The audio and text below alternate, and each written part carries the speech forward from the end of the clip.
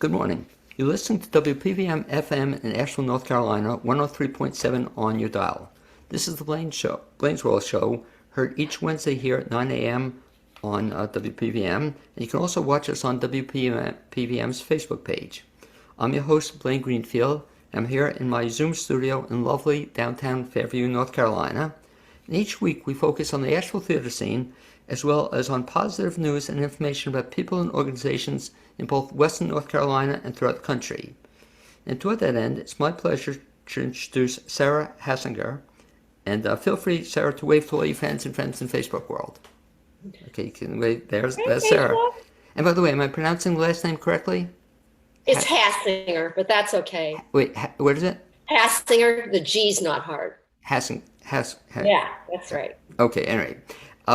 With Sara, I'm really glad she's on board because you're going to find out a little bit about the theater world that you may not know about, in that Sara is kind of a backstage person, and it's a very crucial role in all theater, Sara. And a lot of people, I think, don't even recognize that or realize that there is something called a stage manager.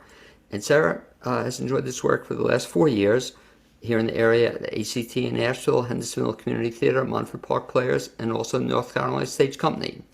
Previously, she worked for over 33 years, as a television director for WDIV-TV and NBC affiliate of Graham Media Group in Michigan and Detroit. Sara is the winner of 3 Emmy Awards for multiple camera TV directing. And the question I have, Sara, when I meet somebody for the first time, is so you grew up in Michigan, is that correct? Yes. Okay, and so were you a little girl growing up in Michigan? Did you always know you wanted to be this TV person? No, I wanted to be a Broadway star. Did you? Okay. Yeah, I wanted to be in Broadway musicals. Okay, so as a kid, did you sing and dance? I sang and was in musicals. Do you remember, I have an idea I'm going to share with you in a second here. Do you remember your first show you were ever in? Yes, the first show I was ever in, I was in 2nd grade, and it was A Christmas Carol, and I had to play 3 parts.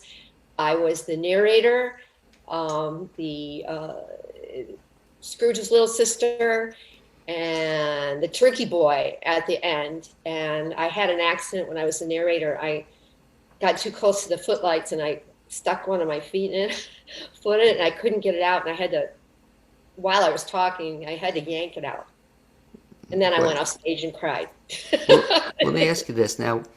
Unfortunately, the answer is probably not.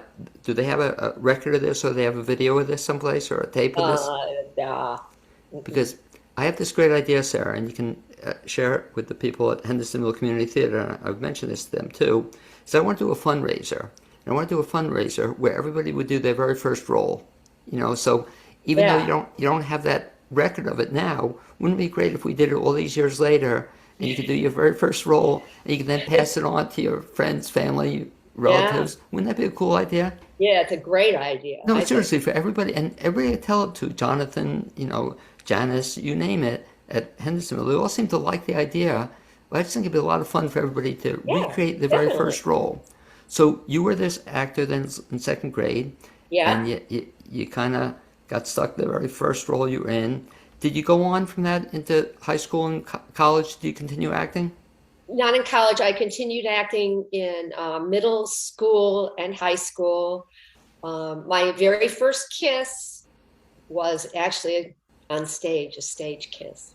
Oh, really? Was it? Oh, no. Do you remember that?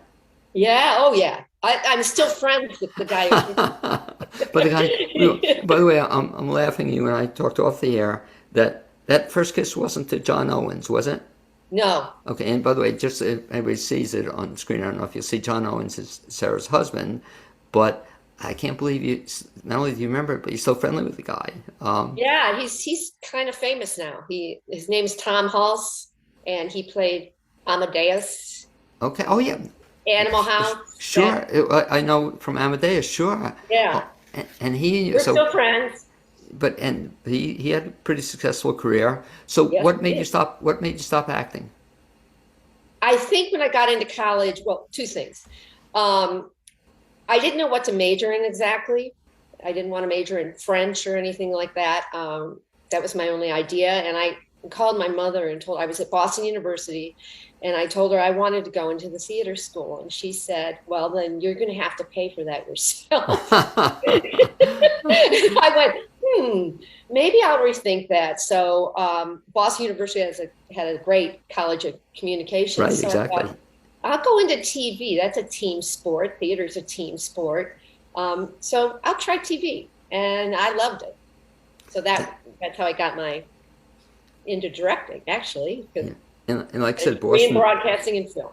and like I said, Boston has great reputation, one of the finest schools in the country.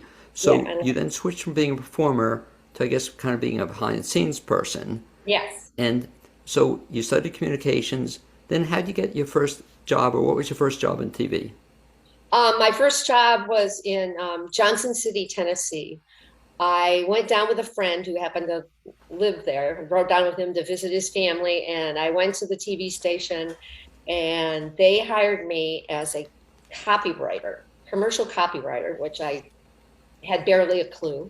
But after 3 months, the production manager is a very good friend of mine, a very nice guy, and I told him I wanted to be a director. He said, "Okay, we'll give it a shot." And he basically showed me the ropes and then threw me out there. Like, you're directing the news tomorrow. And I went, well, I was I was scared, but he said, well, you could either do it or leave. And I went, Well, okay, that's pretty cool though. So this was like your first job, and you're still a kid, and you're directing yeah, TV news in fairly in a nice small sized market, market. yeah.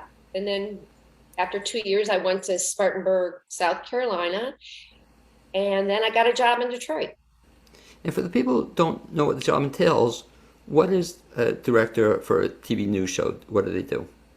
Well, you mark scripts, so you know what camera shot is, what camera this person's looking at. You mark all your scripts as far as what tapes to roll, what films to roll. You work with the producer to get that done. They have a rundown, and you mark the scripts accordingly. Now it's all automated, so you actually code. You Right. code what you want to happen, what graphics there are, and then you just go in the control room and you call the show. You say, ready, camera 2 on Devon, tape, ready this, tape, ready that live shot, tape, it's and you preset things with the technical director, preset this, and you're talking all the time. It just, you're just blah, blah, blah, blah, blah. Until automation came along, and I did some control room automation shows. It's very quiet because you're not talking, because you programmed everything and you're just pushing. You're operating 5 computers, but you're just pushing the tape button unless something happens and you need to change something while the show's on the air. You've got to go over here and code what the changes are. So it's pretty hectic. No, it sounds it.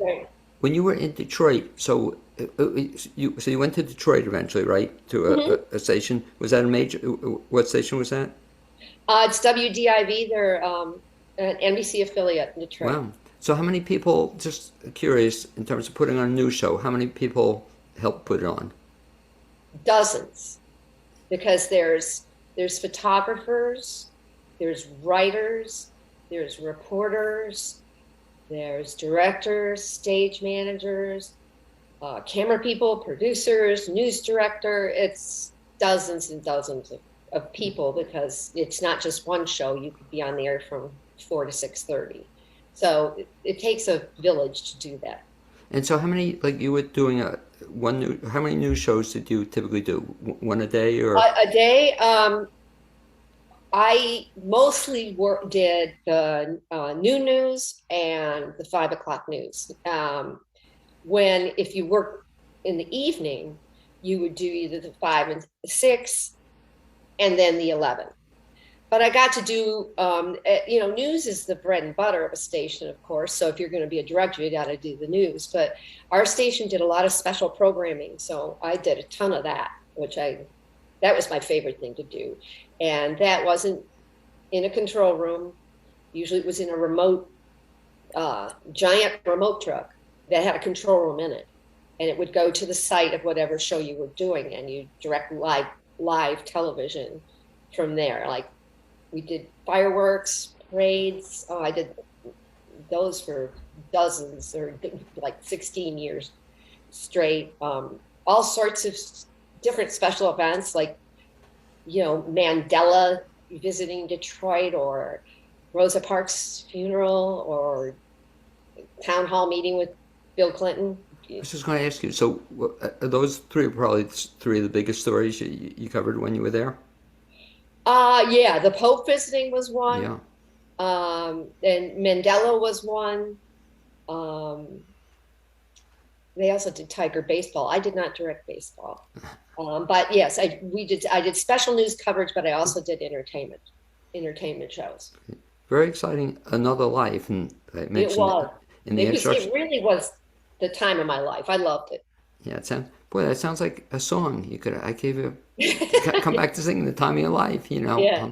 Very exciting. And so, what did you get the Emmy awards for? Do you remember? Oh yes, I do. I got one for directing the fireworks celebration that they have every year on the Detroit River. I got one for, we did a show about fire safety where we actually burnt down two houses on the air live. They were abandoned houses in the fire department to show people how to survive a house Wow. fire. And I believe I won maybe two for the fireworks, and then the other one. Okay, very exciting. So, I mean, I'm really impressed hearing about what happened in Detroit. What got you to Asheville? Because I started, I live in Hendersonville, but because I started television in the area, and I just love the weather, and I love the area. So when John and I were going to retire, I said, I'm not moving to Florida. I'm just not. Where do you want to move? How about Asheville? I like four seasons. I just don't like 2 seasons of winter. Exactly, or 2 seasons of summer, or 4 seasons of Really. summer. So, but when you came to Hendersonville, then did you know anybody in the area, or I knew no one. We really didn't know anybody. I think the nearest person I knew was in Kingsport, Tennessee. wow? Um, so I had to sort of reinvent myself. And I had just sort of started to reinvent myself in Michigan, and then I had to start all over again. But what that did lead me to, it was back to theater. I just decided I wanted to volunteer. And I do volunteer, other places. But I wanted to be part of that team sports sort of feeling again. So I thought, why not try theater? So I hooked up with ACT, and I was a audio board op, my first tryout there. And then I finally got in touch with Hendersonville Community Theater, and was able to direct the first show. Sorry, not direct. The first show I ever stage managed at Hendersonville was Cat in the Hot Tin Roof. Oh, And I had a I great know. director.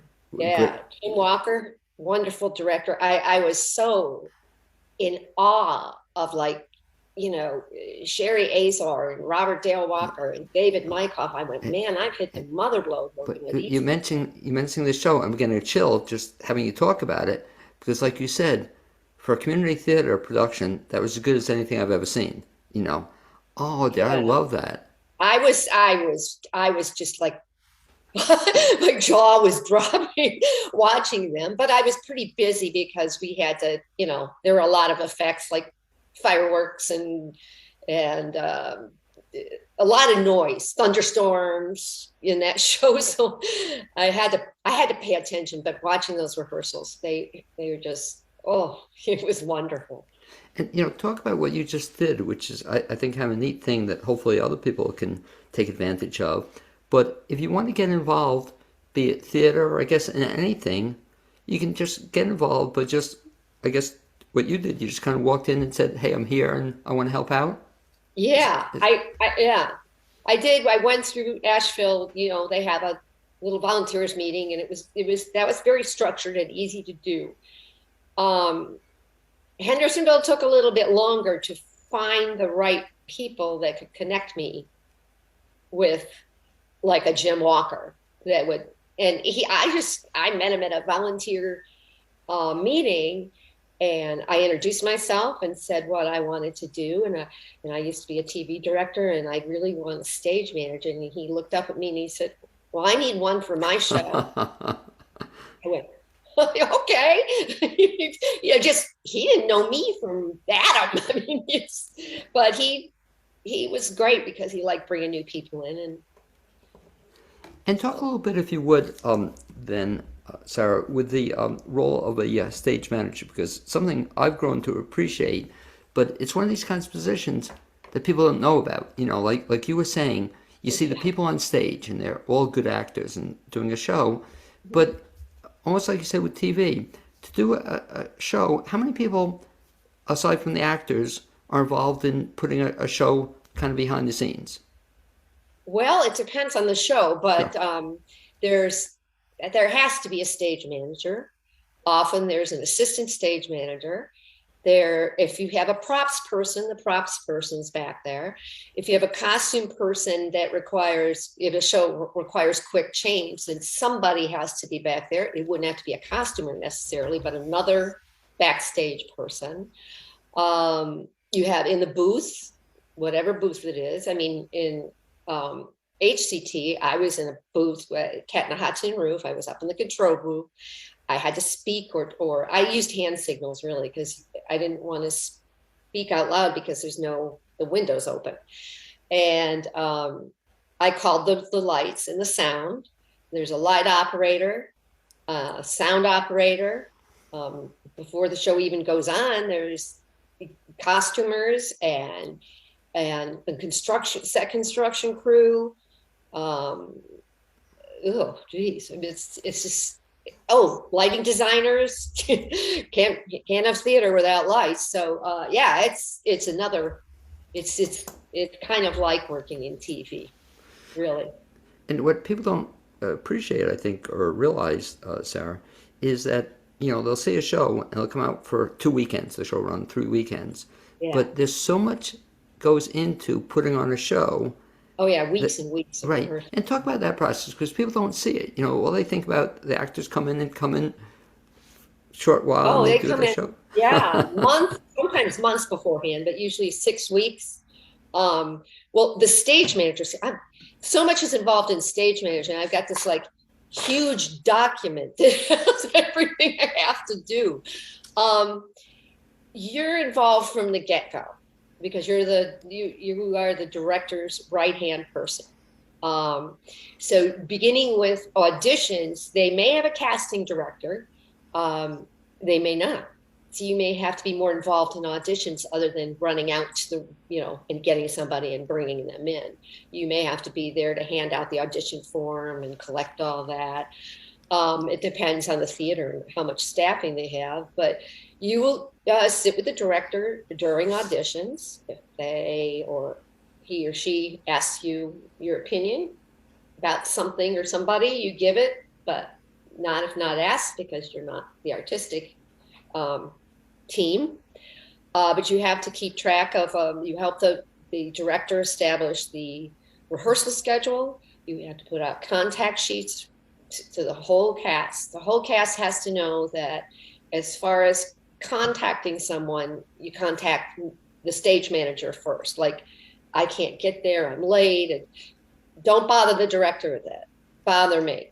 And you attend every rehearsal, you take notes and turn them into a production report, which basically details what happened at the rehearsal. Like, what did you rehearse?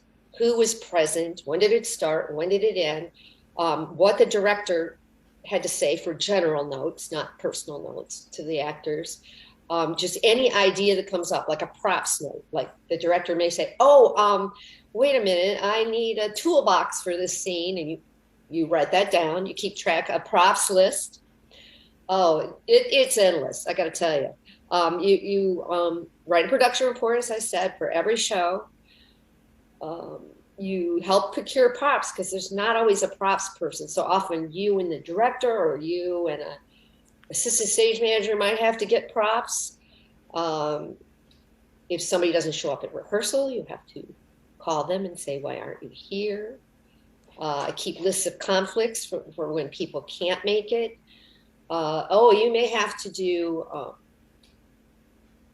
tech week. You're basically in charge. And especially once the show opens, you're in charge. The Oh, director just leads. back up and just talk a little bit about that process, because again, a lot of people who only see shows don't realize that there's this tech week. And describe, I guess, that process. What happens during tech week? Well, they call it Hell Week, but what happens there in Tech Week before it's Tech Sunday? You have to have all your cues written in your script. So you've got to get them from the whoever uploaded the audio or for the show. You got to get all the cues, mark them in your script, where they happen, where the light cues happen. And then you just go in and spend hours and hours. Sunday, you run the show, just what they call cue to cue. The actors aren't really involved. You just go, okay, do that to the light. And the director gets to look at the lighting and hear stuff without the actors having to go through it. Then sometimes you have dinner, usually. And then you run the show, and you do it all week. You run the show. You run the show that night. You run the show the next night until you have final dress. People do it differently. Sometimes people just go Monday, Tuesday, Wednesday and give a day off for the actors.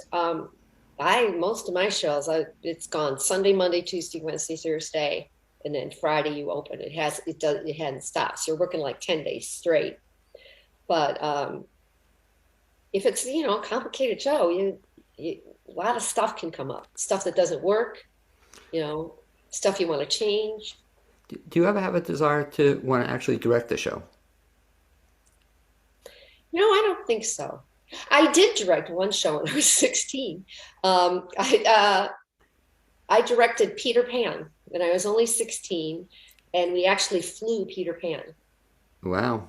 And, it was a little, and it was, I think maybe that scared me out of it, because you got your pirates and your lost boys and your, casts of, and Indians, casts of thousands, it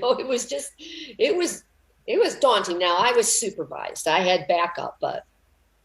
And you were just in high school then when you were doing that? Yeah. That's the only time I ever directed theater was in high school. But just listening to you, again, makes me appreciate it. And I'll give a shout out to a mutual friend, Ann Garin. And Yeah. I've seen several shows that she's stage managed. And it just blows me away how much that person is responsible for it. Not that the director doesn't have his or her job to do, and they do it very well. But if they didn't have a good stage manager, they'd have a tough life, Yeah, they got to do everything but the kitchen sink is what they have to do. And just listening to you, just makes me appreciate the role of not only stage manager, but all the people in terms of who are involved in theater. Because again, you might see a show with 2 or 3 actors on stage, sometimes one person. But you were saying it makes a village, that you have so many people backstage. They're so crucial to the process. And I guess as a stage manager, your job is to kind of pull it all together. Mm-hmm.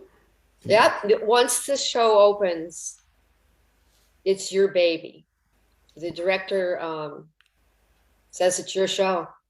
Well, talk about then being a stage manager the last several years in Asheville.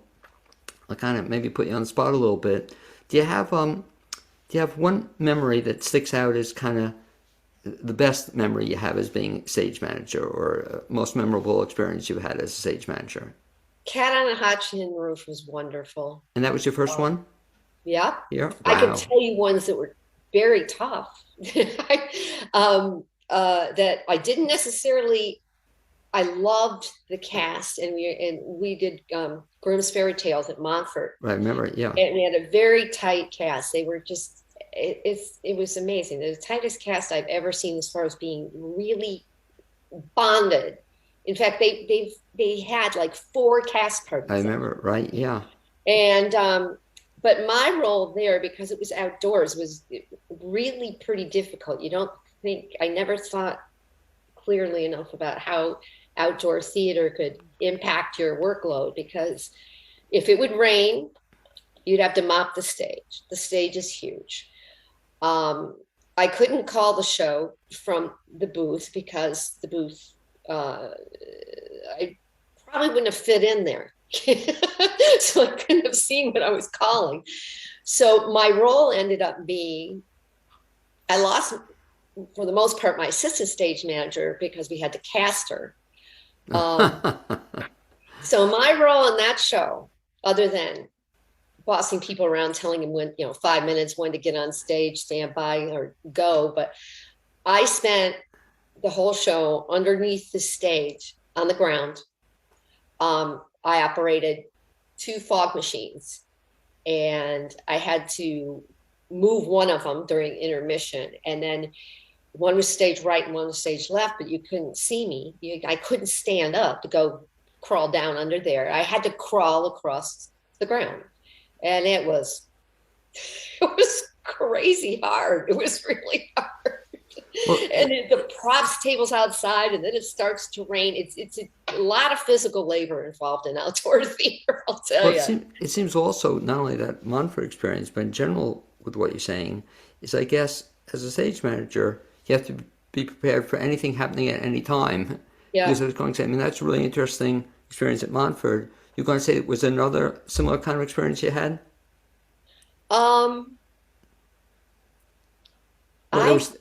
My other experiences has been running the show by myself, and I got to say that hasn't been that hard, because they were in second stage of Hendersonville Theater, and they were small shows. They were Oleana, 2 people. Oh, another great show, yeah. Who's Afraid of Virginia Woolf, 4 people.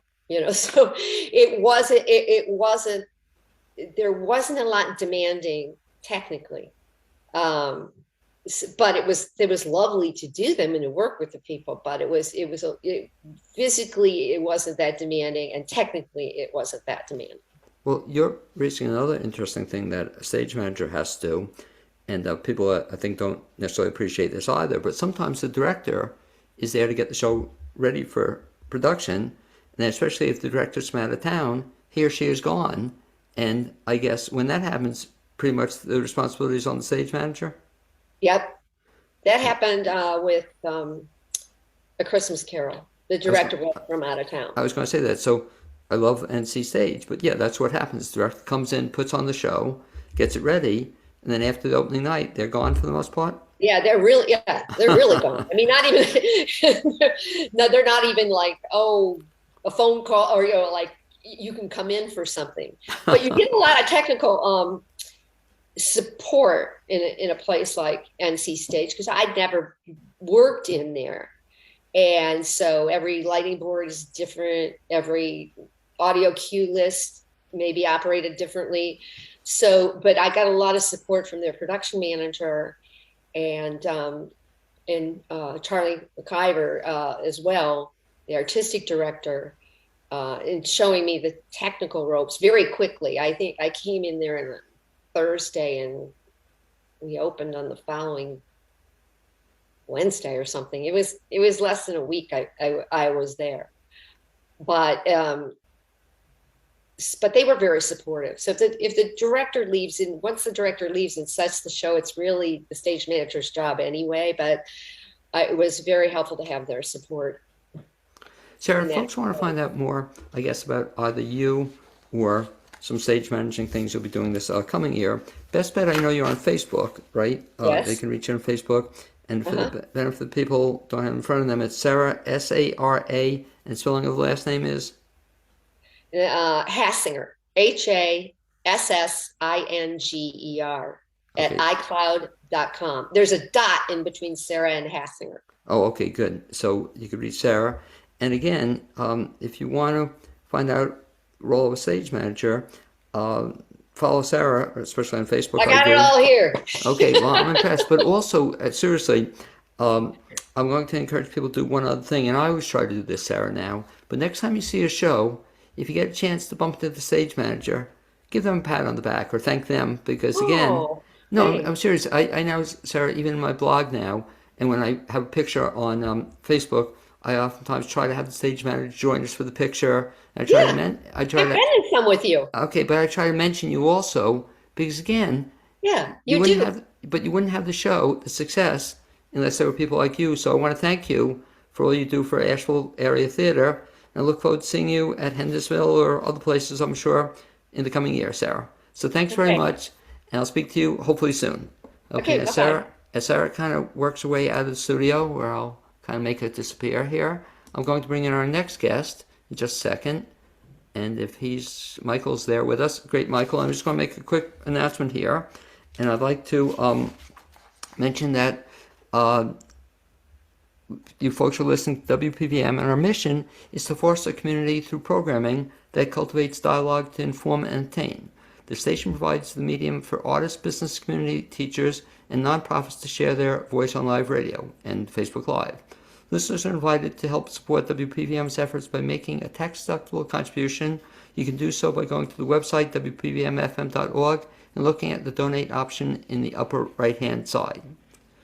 My next guest is Dr. Michael Boatright, who's an associate professor and director of the English Education Department of English Studies at Western Carolina University. And Dr. Boatright, Michael, you can wave to all your fans and friends in Facebook world. So if you're watching, that's Michael, and hopefully some of your students will be watching as well. And Dr. Boatright, or Michael, is a North Carolina transplant from Georgia. He lives with his partner Sarah and their cats. When he's not teaching and busy at the University of Michigan, Michael enjoys reading, exercising, exploring nature, traveling, and spending time with his family and friends. And the question, Michael, I always ask guests, in terms of, you grew up where as a kid? I grew up in Atlanta, Georgia, just outside of Atlanta, Georgia, suburbs. And were you a little kid growing up in Atlanta, Georgia, outside of Atlanta, Georgia, did you always know you wanted to be an English professor? Oh, no, no, no, no. My mother was a teacher, and her father was a teacher, then professor at Georgia Tech. So it was in the family, but I was on a trajectory to be a musician. I was going to be famous. What kind of music? Oh, just rock and roll, whatever was big in the 90s at the time, we were duplicating it and trying to sound like what you were hearing on the radio. Do you still play? What do you play? Guitar or I keyboard? What do you play? Guitar Do you still play still. it? I do, but mostly just for enjoyment or at a friend's house. We'll pull out the guitars and sing some old songs. As a kid, were you ever in a band? I was, I was, yes. What, several bands or just one? Mostly just one. It was a high school band that just more or less petered out after high school. People started going away to college and getting jobs and moving out. Did you ever have any paid gigs? No, never once. Oh. But I'm thinking out loud, Michael, you could have you come back. Did you ever bring in your guitar to class? I have thought of that so many times, Do and it. I'm telling you. I this, used to have this is year colleagues. 10. Yeah, I would have colleagues who'd bring in their guitar, have once a semester or something. But you give a chance to revisit your roots or something. So you gave up music as a profession. What happened then? So I was I don't want to say a floundering English major, but I certainly didn't have too much direction. And it turned out I was pretty good at helping friends with their papers. And they would come to me for proofreading and edits. And so I thought I can see myself becoming a teacher. And of course, my mom thought that was fantastic. She thought, well, let's have you follow in the footsteps of the family. And then I became a high school teacher. Okay, it's what, English? I taught English. Actually, I specialized in English for speakers of other languages. So ESL, ESOL. Now, did you speak other languages also? Some Spanish, some German, probably more Spanish than German, but I'm not by any means fluent in that. Now, at the time, were you then going on for your doctorate? No, I was a high school English teacher for 6 years. And then towards the end of that, I decided that I needed a change. And I applied to a doctoral program and got in. I don't want to say it was a whim, but it was what can I do next, and what else is out there. I'm sort of experiencing that teacher burnout that you'll hear Sure. teachers talk about so much, of the day-to-day grind kind of getting to them. And I found my home in graduate school and grew to love it. Where'd you go to graduate school? To the University of Georgia in Athens. Okay. Is that where you got your doctorate also? Yes, that's where I finished that up. So then you're a certain age, you have a doctorate in English or language and whatever the degree was. How do you then transfer that into becoming a college professor? Being a high school teacher myself, the program that I applied to, the PhD program, was specifically for people who wanted to, and then in turn, prepare future teachers. So it was an educational doctorate. So I knew that I was comfortable with what I was doing, being a teacher myself. And then going into grad school, I thought, well, this really makes sense for me to prepare future teachers, maybe even reach a broader audience of young people as far as a sphere of influence. And so when you got hired at Western Carolina, is that what you hired to help prepare other teachers? Yes. That wasn't my first job. My first job was adjunct at Colorado State, which is just an hour north of Denver. Okay, but that was teaching English though, right? That was doing the exact same thing. It was just a 1 year position. Oh, at Colorado State? Mm-hmm. Preparing teachers. So then you got hired, you've been at Western Carolina for about 10 years now? Yeah, 10 years this August. Okay. All in the same department preparing teachers? Yes, I'm actually in the English department. We now have a new name. We are recently christened the Department of English Studies. Okay. And but I showboat, not showboat isn't the right word. I work with both the College of Education and with my own department. Okay. And talk a little bit about the process, Michael, because I find it fascinating, and I think I told you off there, I did it for a couple of years also, that your job is to actually work with people who want to become teachers. Is that correct? Correct. Okay. Teachers at what, the high school, junior, or elementary school level?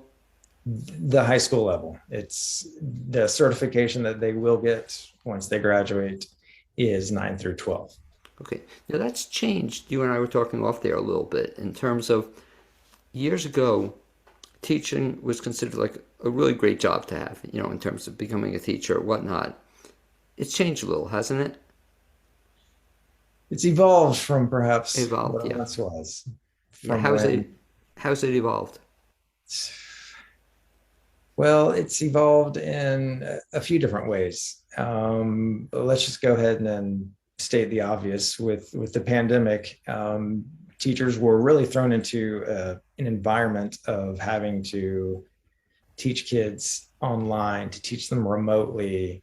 They lost that connection that they once had during that face-to-face interaction when you see kids daily. And they weren't necessarily prepared to do that, perhaps emotionally, mentally.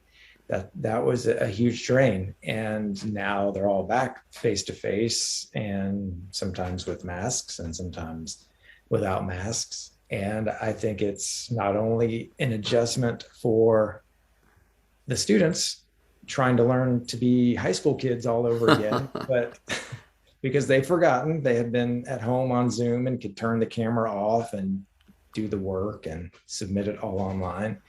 But the teachers are having to relearn their teaching routines. They're having to relearn how to do group work or some of their strategies that just had been put on hold for a while. So it's a real sea change going into the pandemic, and now hopefully we're headed in the right direction out of it. It's a real adjustment. I think for you, it's probably an adjustment as a teacher in terms of you working, I guess, the last couple of years with people who are teaching remotely, and it's now, had you ever, because I had done that a little bit, but never on Zoom, had you ever taught remotely before? I had taught remotely, but it was never enforced in the way that it was, okay, everybody's online. A great deal of our summer course offerings are online, and I believe all of them are online now. But that's different than everybody having to teach online, perhaps without any preparation or continuing education courses. Well, even for you, probably was an adjustment in terms of like the Zoom whole thing. For 2 years, your students were having to prepare to teach via Zoom. I guess that must have been a shift for you to even learn how to teach people how to teach, on Zoom. Well, and the big challenge for me really wasn't the teaching on Zoom. I sort of adapted and did the best I could, and I think students were relatively generous in their course evaluations when I was teaching that way. The hard part was observing student teachers through Oh, Zoom. wow. Yeah. Because like a part of my job is going out to the schools and giving them feedback and telling them how they can improve.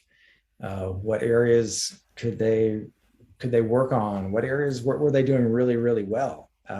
That I could only see this one window of a camera, and then I'm looking through a camera, and it felt very inauthentic and very, very distant. And I could only give them very minimal feedback. Said, no, well, that kid who's back of the head I'm seeing looks like he's engaged, and the content of the lesson was great.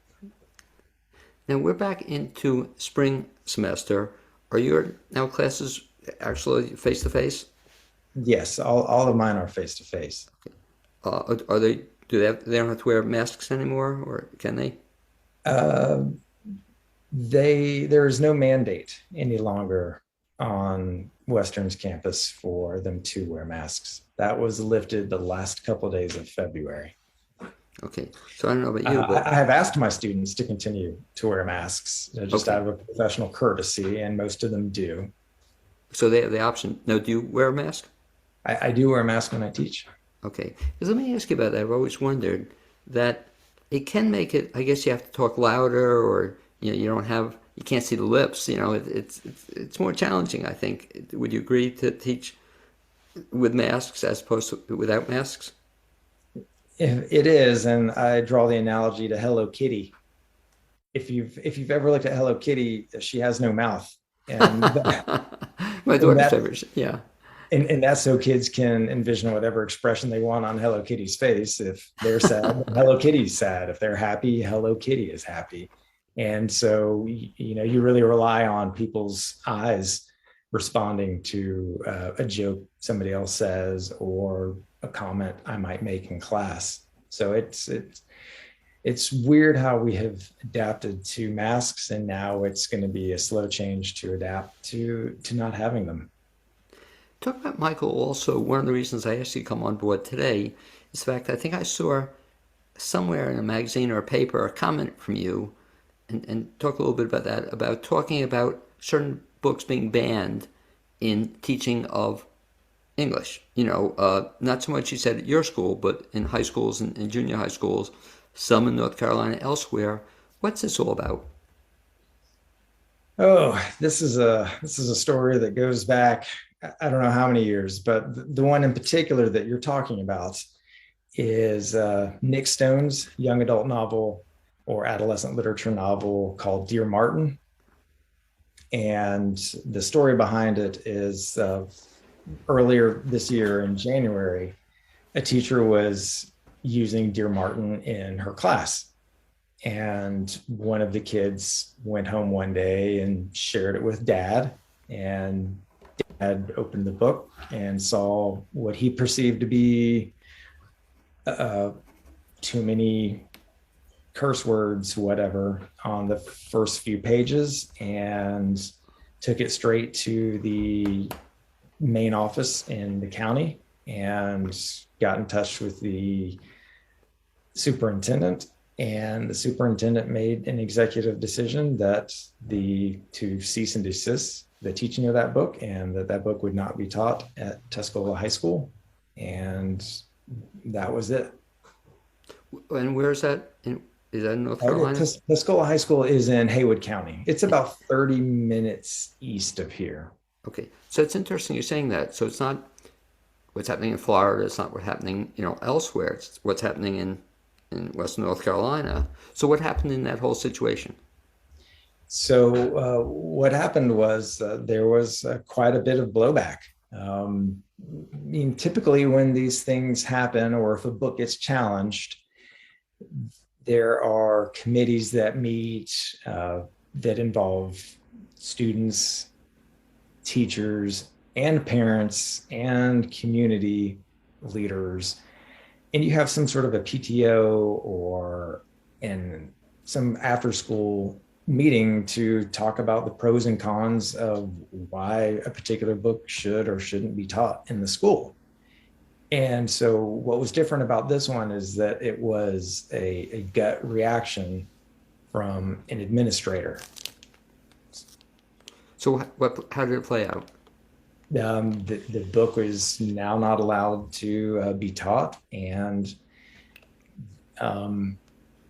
but I think the funny thing is it's not allowed to be taught, but I'm hearing murmurs throughout Haywood County is that there are these grassroots efforts to buy copies of the book and get it into the hands of as many kids as possible. And I don't think it had the intended effect, which was just, hey, let's stop the discussion, let's pull the book.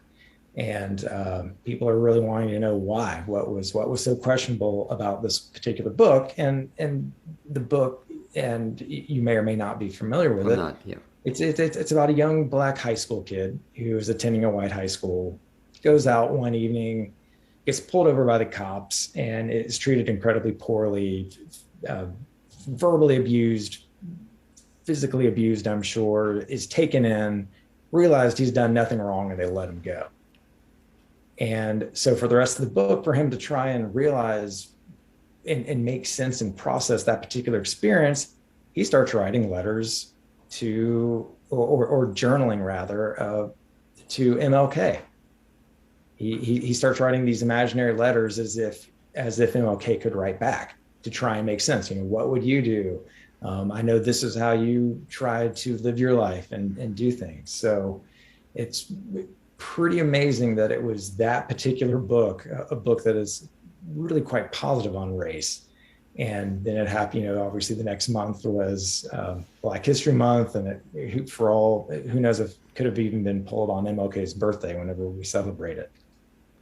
Because it's fascinating to just hear you talk about it, because that's something, I guess you've had to change the whole concept of even teaching. Who would have thunk that you have to tell 5 years ago, you have to tell your students what to be careful about in terms of what's being taught in their classrooms. And it used to be, at least when I taught, Michael, on high school level and college level, I had nobody really watching what I did, which is kind of cool. I could do whatever I want, provided it was reasonable. But now, I guess you have to teach students that you are accountable to lots of other people, and people are going to be watching what you do, I guess, all the time. Would you say that's true? I would say that's true, and also another byproduct of the pandemic.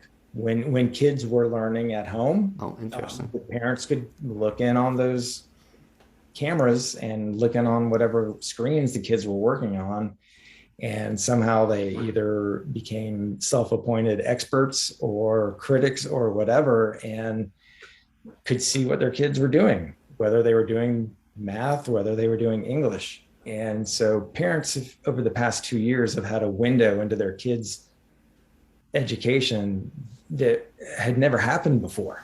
When I was in school in the 90s, get home, Dad said, "How was school?" Fine. Okay, go on upstairs and then turn on music. But that's all shifted. So you're right that parents have that window, and so because they have that window, they think they have a right to have a voice in what gets taught, and there's nothing wrong with that. But it certainly shouldn't just be the voice of one or two people. What was scary, Michael, to me, is the fact that in certain states, for example, in Texas, and I don't know what you call it, you probably have a better term than I do, but the idea being you have to have, if you present a concept, you have to have the other side to the concept, you know? And Right. so I wonder, you know, the one I have a problem with is Diary of Anne Frank, for example, you know, that, hey, I don't know, I guess it is taught still in some schools or it's considered acceptable. But how do you Yes. present, how is there another side to the Diary of Anne Frank? Well, are you familiar with the Holocaust graphic novel Mouse by I've heard of it, and that's, by the way, controversial too, right? Right, and which I really don't understand. The book is so you have the three main animals. You have the mice, and the story is being told by the father to the son. So as it's written, it's the father mouse to the son mouse, sort of in current times when it came out in the late 70s. And the mice represent the Jewish people, the cats represent the Nazis, and the dogs represent the Americans in the liberating forces of the West. So I really don't understand why that one would get banned or why Anne Frank would get banned. And especially to your question, what is the other side? That there is no other side. The other side was something we hope we never see again. And talk about something you just said. It's kind of interesting. The term graphic novel. And for the people who don't know what a graphic novel is, first of all, could you just explain it, and then I'll have a follow-up question on that. But what is graphic novel?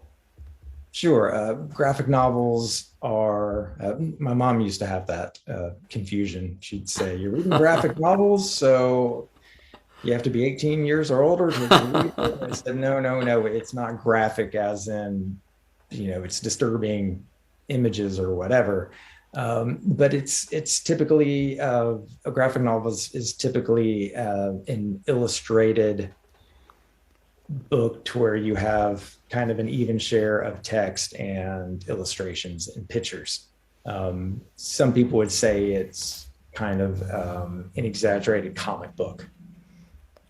That's probably a better metaphor to kind of anchor your thinking in. Well, let me ask you this: as a teacher or as a teacher of teachers, um, how are graphic novels received in the classroom? In other words, when I went to school, I remember how I got through high school French with Les Miserables, and there was classic, before your time, they may have, I don't know if you know, classic comic books, you know, but it was a great way to learn literature. Um, are graphic novels acceptable now to be used in classrooms at all? Yeah, I think they are, and quite a few of them now kind of fit in with this adolescent literature, young adult genre that we're talking about. I do see them being taught, and I think it's great. Because was that before your time, classic comic books, or did you ever hear of them? Yeah, I do know. I think my high school teachers may have used that for some Shakespeare. Right, because I mean, if you get kids to read, I guess that's the beauty of it. Talk Correct. about a whole other area, Michael, that's very controversial. But then when you talk about issues of sexuality, you know, um, is that so? You mentioned one book. There are a lot of books out there, for example, dealing with homosexuality, transsexuality, whatever. Um, how's that affected the whole concept of teaching? You know, about what can be taught. Well, those are typically the books that parents will object to if they portray something that the parents are afraid of or intimidated by, or they just don't know about. Books where it will portray gay teenagers, for example, or it may have trans characters, or it may have uh, it may deal with a coming of age story of some high school football player who's trying to find a way to come out to his parents. Those stories have to be read, and they need to be put in the hands of kids. We know that literature has the power to make kids feel less alone in the world, and it's tough because again, because it does deal with these things that are real life issues that adults live through, that kids see in their adolescent lives. Parents want to shield them from that. as you're talking, it almost sounds just the opposite. You'd like parents to be exposed to this, and see it and be open to it. So let me ask you, as a parent, what are our responsibilities as a parent or a tax-paying citizen in Western North Carolina? How do we encourage openness and acceptance of all different viewpoints? Ooh, I wish I knew the answer to that. Put you on the spot. I would think, I would like to think that most parents listen to their kids and sit down and have real conversations about what they read, about what they're listening to, about what they're looking at on their cell phones. And, not making these impulse, rash decisions without doing their own homework. I feel like if you look further than kind of the superficial nature of Dear Martin, they would see that this really is kind of a powerful look at police brutality, which is obviously an issue and has been one culturally for decades now. It's embedded in our history. I would like for parents just to have those conversations with their kids and not be so closed-minded. You mentioned, and again, it almost tempted me to read the book Dear Martin, but I'll bet you a nickel that the people who objected to it never read the book. They read probably page 2 and 3, and somebody pointed out something, and that was all they read about it. Probably, they just said, Of course, the language. In terms of preparing future teachers, what's your favorite part of the job? I think my favorite part of the job is actually teaching some of these books that would probably be contested or challenged if they go out into schools, because I don't know if they're going to read them any other way. Once they get their own high school teaching job, they could be asked to teach more of the classics, which is fine. I never want to downplay or speak ill of the classics. They are timeless for a particular reason. But I also think that they need to expand their toolkit of literature that they read to include YA and adolescent literature, because it can reach younger audiences, it can speak to kids, and it can be validating to kids' lives.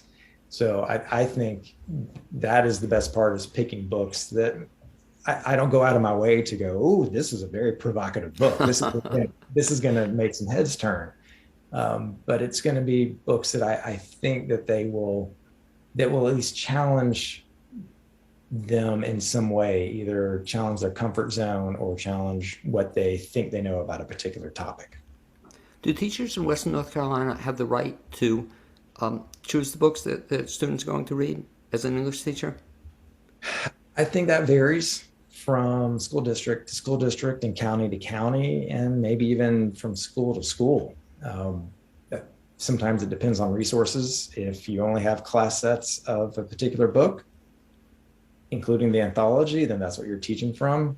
If you come from an area that has an abundance of funding, and then you may see some of these newer books and they get class sets of them. So I really think it just depends on kind of the climate of that particular school.